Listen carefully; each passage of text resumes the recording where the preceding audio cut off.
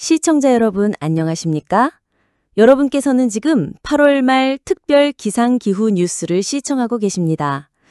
존경하는 시청자 여러분, 절기상 처서가 이미 지나 여름더위가 점차 물러가야 할 시기이지만 올해 상황은 전혀 다릅니다.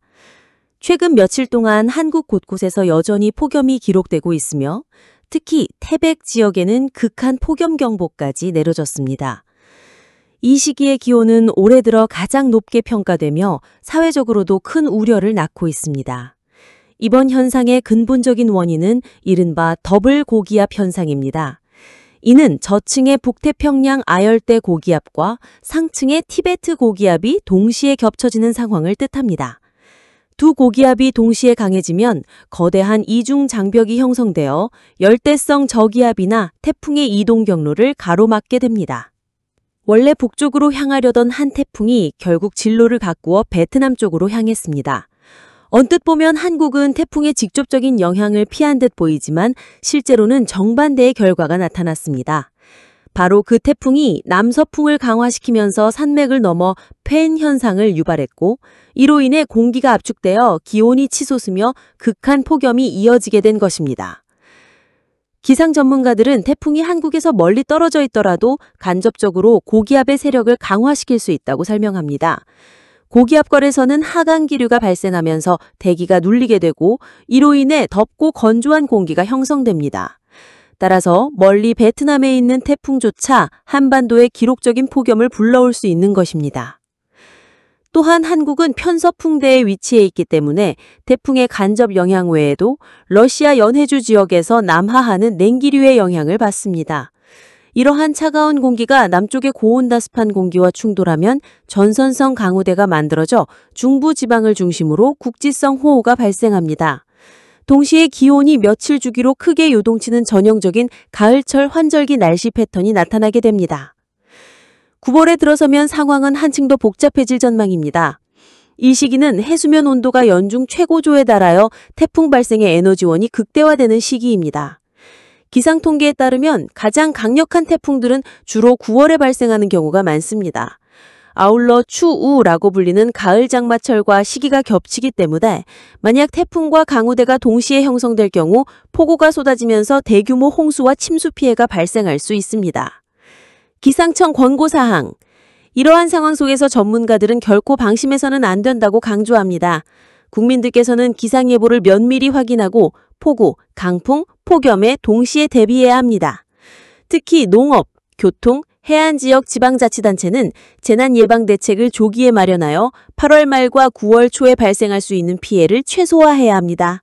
8월 말 동아시아와 동남아시아 지역의 기상 상황은 더블 고기압 현상, 즉 두 개의 고기압이 동시에 존재하며 이중장벽안 형성하는 영향으로 상당히 복잡하게 전개되고 있습니다.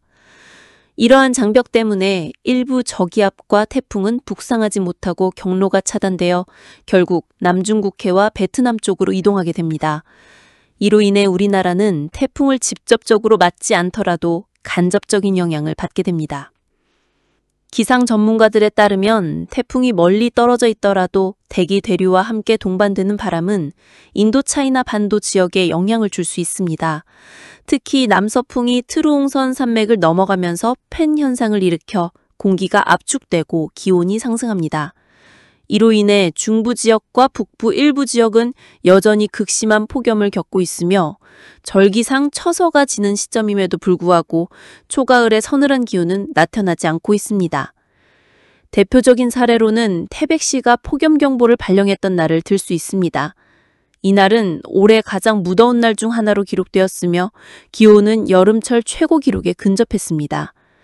특히 주목할 점은 이러한 고온 현상이 수천 킬로미터 떨어진 태풍의 간접적인 활동과 관련이 있다는 것입니다.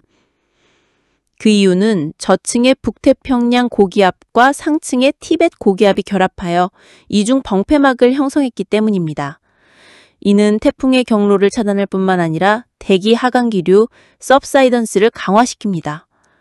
하강기류 과정에서 공기가 압축되면서 지표면 온도가 급격히 상승하고 이는 고기압을 더욱 강화시켜 폭염을 가중시키는 결과로 이어집니다. 많은 사람들이 멀리 떨어진 태풍은 우리와 관계없다고 생각하기 쉽습니다. 그러나 실제로는 이들 태풍이 간접적으로 고기압의 세력을 강화시켜 한국, 베트남, 일본에서의 폭염을 한층 더 심화시키기도 합니다. 동시에 우리나라는 편서풍대에 위치해 있어 러시아 연해주 프리모르스 크라이 연해주 부근의 기압 변화가 중부지방으로 구름대를 몰고 내려올 수 있습니다.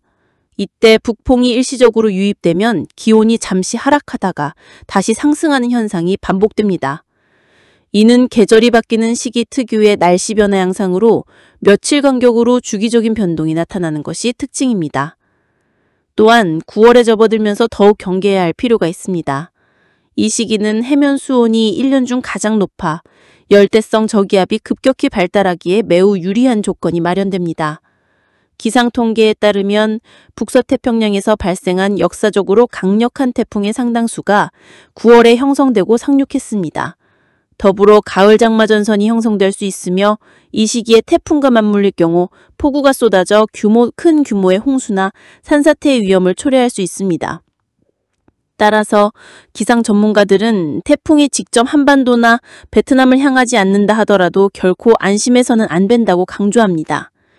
간접적인 영향만으로도 폭염, 국지성 호우, 이상기후 현상을 충분히 유발할 수 있기 때문입니다. 다가오는 9월은 태풍의 절정기이므로 철저한 대비와 조기 대응이 무엇보다 중요합니다.